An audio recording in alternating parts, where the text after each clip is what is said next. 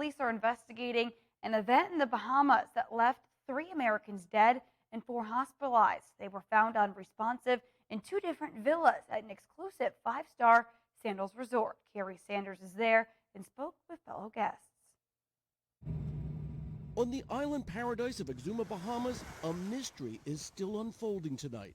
Why are 3 American tourists who stayed at the Sandals Emerald Bay Resort dead? Hotel guests we spoke with say the 2 couples did not know each other, were on either side of a split beachfront villa. At least one couple had complained to friends about nausea and dizziness. It is a tragic situation, and it's really hard to wrap your brain around. The resort posts the villas can cost thousands of dollars a night. Kevin and Cara Rainbolt from Nashville say they had made friends with Vince and Donna Chiarella, who were celebrating a 40th wedding anniversary. Very sweet couple. Sorry. Very sweet couple. Just really good-hearted. Donna's Chiarella survived and was airlifted to a Miami hospital. We were told, I don't know firsthand, was that Donna's woke up feeling paralyzed. Paralyzed is what was reported to us. Couldn't move, said her arms and her legs were swollen, and that she could see Vince laying in the floor. At that point, it may be that he was dead at that point? It could be, yeah. Health experts tell police here dizziness, nausea, temporary paralysis are symptoms that suggest carbon monoxide poisoning. Bahamian police are examining the villa's water heater and air conditioner and the propane supply for a leak. The yellow crime scene tape has been taken down. The resort remains open, most guests unaware of what happened. My biggest concern was 3 people passed away within several hours of each other, all in the same villa. Another one became very ill. So am I safe to go to sleep at night? Sandals management says it's sending its condolences to the families involved. Meantime, a government autopsy may reveal what killed these Americans. And meantime, an explosion at a hotel in Havana has left at least 31 people dead and dozens more injured. The Hotel Saratoga, a 5-star, 96-room hotel in Old Havana, was preparing to reopen after being closed for 2 years. And an apparent gas leak ignited, blowing the outer walls into the busy mid-morning streets just a block away from the country's Capitol building on Friday.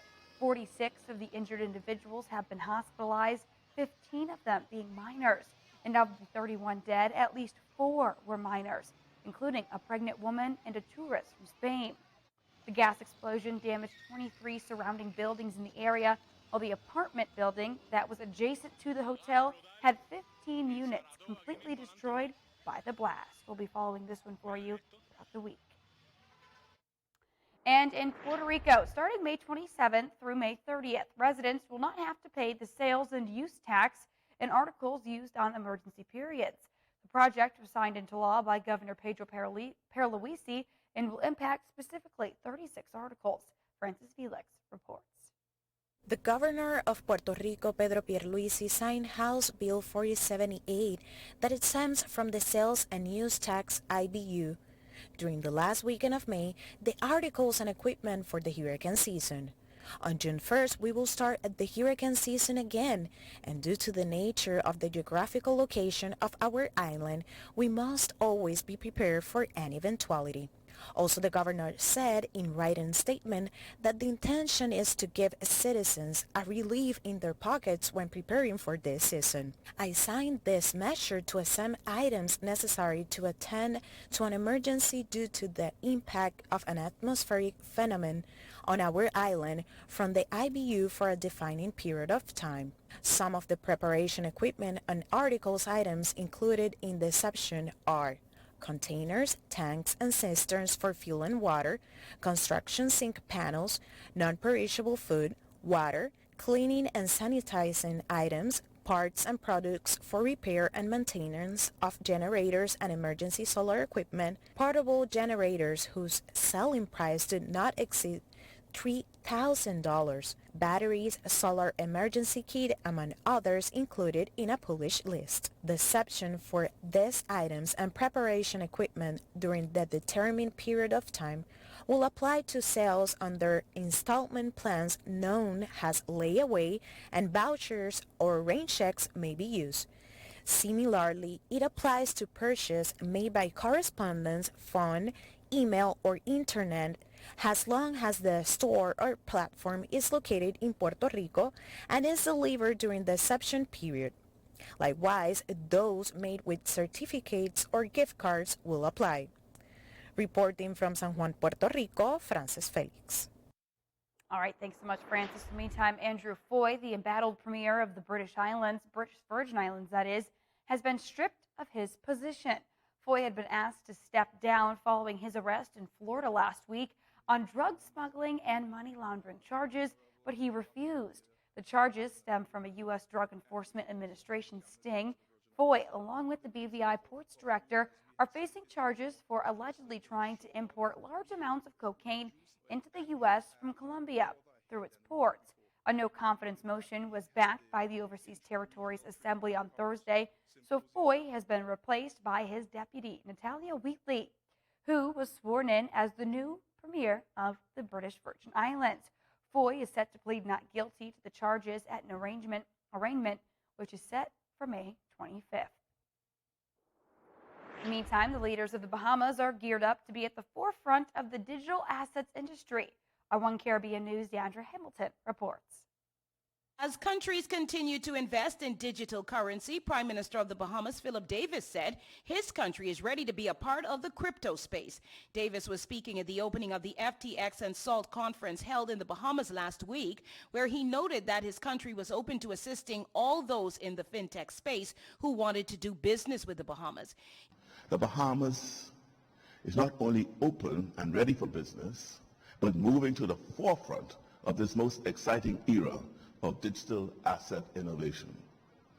For generations, our people have developed a unique expertise as leading professionals in international finance services. As a result, the Bahamas has an extensive capacity of human capital positioned to assist all in the fintech space who look to do business here. He also mentioned that the Bahamas was committed to providing tertiary education to Bahamians who wanted to be a part of this sphere. In our policy white paper, you'll also note the commitment of my government to provide the highest in tertiary education to Bahamians who want to be in the fintech and cryptocurrency space. The Bahamas and Bahamians all across our archipelago are ready and willing to partner with you to do business in our great country. The country's digital currency, the sand dollar, was launched by the Bahamas Central Bank in 2019 and became the world's most advanced digital currency and number one in the world on the PwC Global CBDC Index. In attendance at the conference was former President of the United States, Bill Clinton, who met with the Prime Minister and members of his team. NFL footballer Tom Brady, crypto mogul Brett Harrison, UK former Prime Minister Tony Blair, and former basketballer and Bahamian Rick Fox also attended the three-day event held at the Bahamas Resort. Deandre Hamilton reporting. All right, thanks so much, Deandre. Well, meantime, health authorities in Guyana will continue to administer the Johnson & Johnson COVID vaccine, despite the FDA recently recommending the restricted use of the vaccine in the United States. The FDA last Thursday instead recommended more use of the Moderna Pfizer vaccines.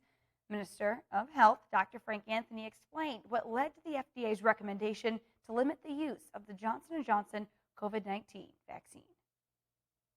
They have recorded in the United States at least 9 persons who have died in the first quarter of this year after receiving the J&J vaccine.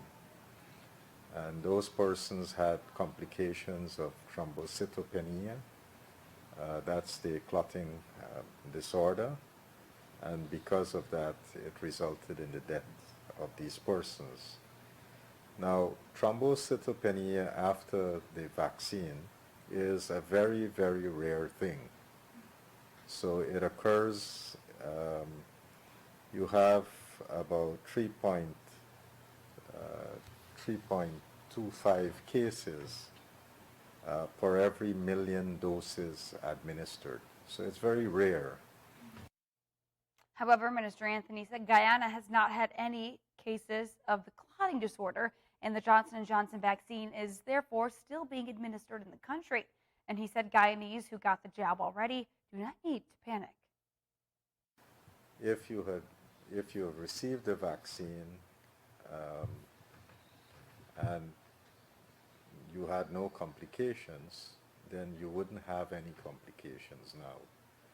Generally, after vaccination, you would see thrombocytopenia developing about a week, 2 weeks after the vaccination. So if you've had the vaccine and nothing happened, then you're not in danger.